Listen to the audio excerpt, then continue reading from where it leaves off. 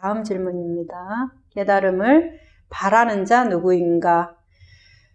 계속 같은 내용인 것 같아요. 우리 회원들하고 얘기할 때도 물론 이제 얘기하시는 분들의 내용은 스스로 개인성, 그 경험이 나라는 개인에 국한되어 있다고 믿기 때문에 나는 나만 이런 경험을 했다라고 생각을 하고 그것에 완전히 사로잡혀서 우리가 얘기를 나누지만은 같이 얘기를 나누는 입장에서, 안내하는 입장에서는 항상 같은 말을 한다고 느껴져요. 사실은 야네 얘기도 다 계속 같은 얘기라고 느껴집니다. 질문도 다르고 내용도, 그 안에 있는 내용도 다를 수 있지만 그 본질적인 실상의 내용이 어떻게 달라질 수 있는가. 그래서 같은 내용을 계속 이렇게도 하고 저렇게도 한다고 보여져요. 자, 그래서 깨달음을 바라는 자 누구인가? 그 위에 우리는 왜 따로 무언가를 추구해야 되는가 하고 무슨 질문이 다른가요? 같은 말인 것 같습니다. 자, 이렇게 야는 말하네요. 마음은 자신이 연기하는 역할로 자신을 규정하고 싶어하고 꿈꾸고 싶어하며 텅 빈 있음을 인식하는 그것보다 마음이 만들어낸 허구를 계속 열중하고 싶어한다. 깨달음을 바라는 것은 이미 전 존재임을 부정하는 것이다. 깨달음이라고 하는 생각 자체가 자신을 독립된 인격이라고 믿는 사람에게만 의미가 있다. 자기 자신을 위해 깨달음을 바라지만 진정한 영성은 개인 소유가 될 수 없다.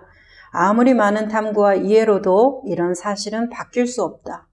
나와 남을 구분하는 관념이 끝나고 경계가 사라지면 개인의 드라마는 끝이 난다. 모든 것은 있음 안에 드러나 있기 때문이다.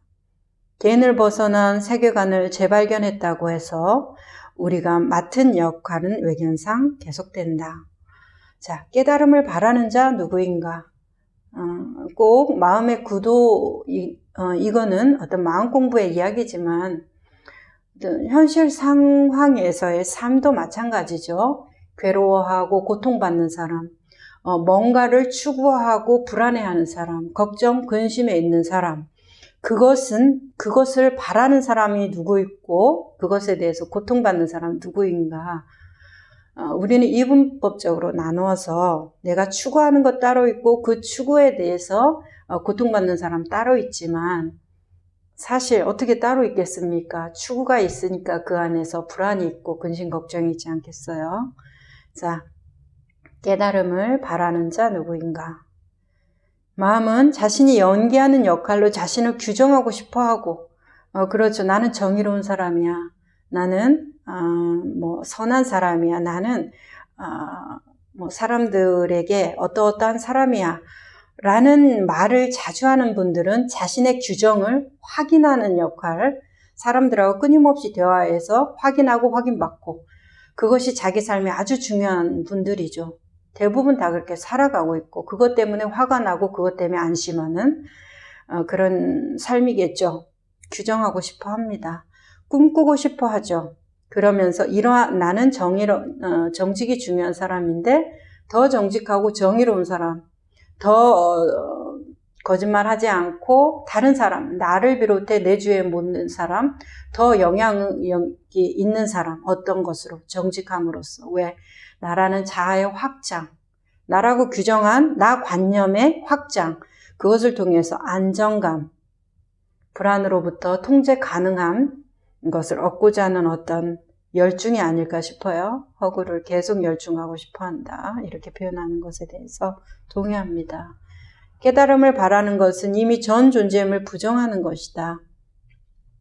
자, 이런 거 있잖아요. 보통의 부모 자식 관계에서 그렇게 싸우고 그렇게 화해해도 그들이 내 부모인가 내 자식인가 의문을 갖지 않잖아요.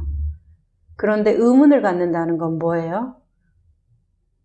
뭐겠습니까? 그것을 바란다는 것은 뭐예요? 내 부모이기를 바라고 내 자식이기를 바란다는 그 마음에 뭐가 있겠어요? 부정이 들어가 있지 않겠습니까? 불확신이 들어가 있잖아요. 자, 그런 것처럼 깨달음을 바라는 것이 이미 전 존재임을 부정하는 것이다.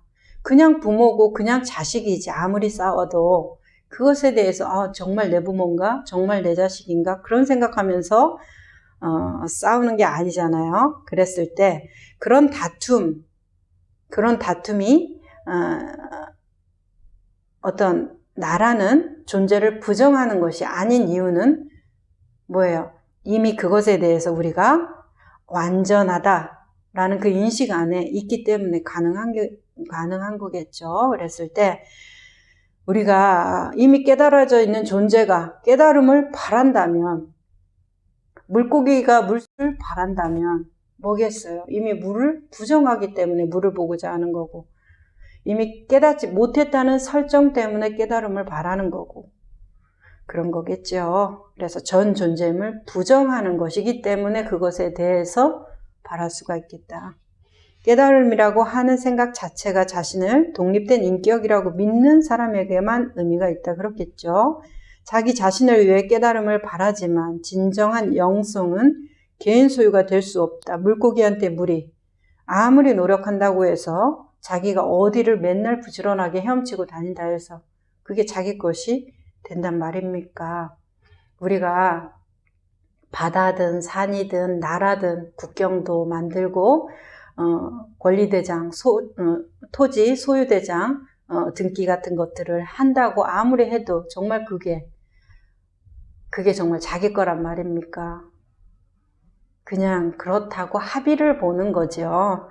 그런 것처럼 우리가 아무리 독립된 인격이라고 주장하고 내 소유라고 말한다고 해서 그게 진짜가 되느냐.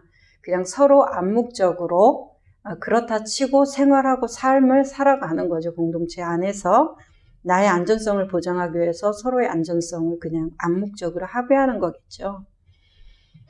법같이 아무리 많은 탐구와 이해로도 이런 사실은 바꿀 수 없다.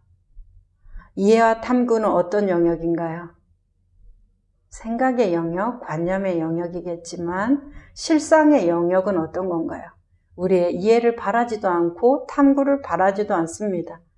어떻게? 그냥 보시다시피 바로 여기, 지금 존재하는 모든 것으로 자기의 존재성에 늘 현현되기 때문에 머릿속으로 들어갈 필요가 없다고 보여집니다. 나와 남을 구분하는 관념이 끝나고 경계가 사라지면 개인의 드라마는 끝이 난다. 개인의 드라마는 어디까지? 내가 있음으로 말미암아 그대가 있는 것까지. 나와 대상이 구분되는 너와 내가 둘이 아님을 알게 될 때 드라마가 끝난다고 하네요. 모든 것은 있음 안에 드러나기 때문이다. 개인을 벗어난 세계관을 재발견했다고 해도, 물고기가 물을 봤다고 해도 우리가 맡은 역할은 외계현상 계속된다. 물고기가 물을 봐서 그래서 어떻게 할 건데요? 이 바다에서 저 바다로 간다 한들 이 물이나 저 물이나 환경이 바뀌었을 뿐이지 물 자체의 본질이 바뀌냐고요. 그렇기 때문에 똑같죠. 그 삶의 방식은 똑같을 겁니다. 인연법에 적용받고 인과에 따라서 살아가겠죠. 자기가 심은 대로 거두면서. 하지만은 그 결과에서 어떻게? 내 마음이 자유롭기 때문에 한 사람은 마음이 쉬워질 거고 한 사람은 늘 그 안에서 불안하고 불만족스럽게 살아갈 겁니다. 그 차이겠죠. 실상의 차이가 아니라 내용물을 만들어낸 내 마음의 차이 속에서 이제 편안한가 불안한가를 겪어가겠죠.